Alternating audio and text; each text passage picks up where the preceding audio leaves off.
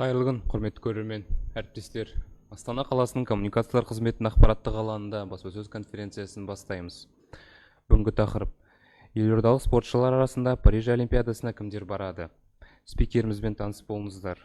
Акимов Олжас Азатұлы, Астана қаласы спортты дамыту дирекциясының басшысы.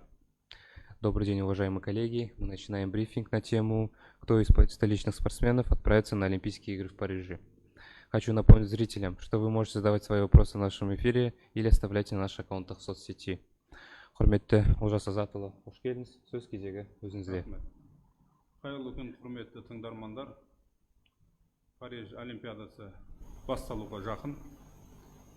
Олимпиада ойындары 26 маусым мен 11 тамыз аралығында өтеді. Біздің еліміз бойынша 92 лицензия алған болса, оның ішінде Астана қаласы 13 лицензия алып, елордалық жанкүйерлерді қуантып жатыр. Қазақстан бойынша Алматы бірінші орында болса, Астана қаласы, елордамыз екінші орында, Шымкент қаласы үшінші орында. Сондықтан спортшыларымызға сәттілік тілейміз. Бұл олимпиадаға үлкен дайындықпен, үлкен жауапкершілікпен қарадық. 2 жыл уақыт өтті. Спортшыларымыз тыңғылықты дайындалды. Оларға барлық жағдай жасалынды деп айтуға болады. Спортшылардың баратын оқу-жаттығу жиындары, болмаса халықаралық жарыстар, лицензиялы жарыстар, әлем, Азия чемпионаттары, үлкен старттар, барлығына Астана қаласының әкімшілігі барлық жағдайды жасады деп мен айта аламын. Бапкерлерге де солай барлық жағдай жасалынып, сұраған нәрселері беріліп, ол жерде фармакология бар, барлық витаминизация бар, барлық жағдай жасалынды деп спортшыларға айта аламыз. Енді айта кететін болсақ, Астана қаласынан 12 спортшы, 13 лицензия, оның ішінде теннистен 5 лицензия бар, өздеріңіз білесіздер. Бокстан 2 лицензиямыз бар, ерлер арасында ол Айбек, Нұрбек, Оралбайлар. Бокстан бір қызымыз бар, Хазова Валентина. Жүзуден 2 лицензия бар, Адылбек Мусин, өздеріңіз білесіздер, соңғы жүлдегер болған үлкен Азия ойындары ана жыл өткен Қытайда. Үстел теннисінен Герасименко Кирилл. Спорттық өрмелеуден соңғы лицензияны бізге алып келген Маймұратов Әмір деген спортшымыз.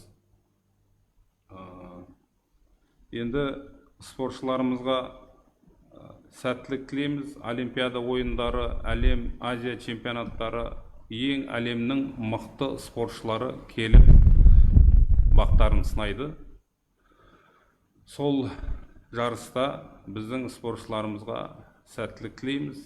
Оңай емес, олимпиада ойындары деген ең спортшының шегі, арманы, әр спортшының қай спорттың түрі болмасын, олимпиада чемпионы болсам екен деп, әр спортшы армандайды.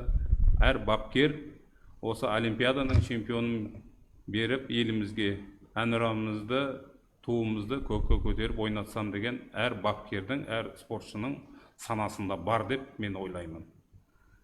Енді арман қарай айтатын болсақ, енді біздің спортшыларымыз үлкен жетістікке үлкен сенім білдіріп, еліміз, халқымыз сенім артып отыр. Спорттың қай түрі болмасын, өте қиын. Олимпиада ойындары өздеріңіз білесіздер, ол жерде жай спортшы келмейді, үлкен дайындықпен, үлкен жауапкершілікпен келеді, өздеріңіз оны білесіздер. Сондықтан да біздің Астана қаласының, елорданың спортшылары, еліміздің спортшыларына бақтары жанып, аңсаған армандары орындалып, үлкен жетістікке жетіп келуіне біз сәттілік тілейміз.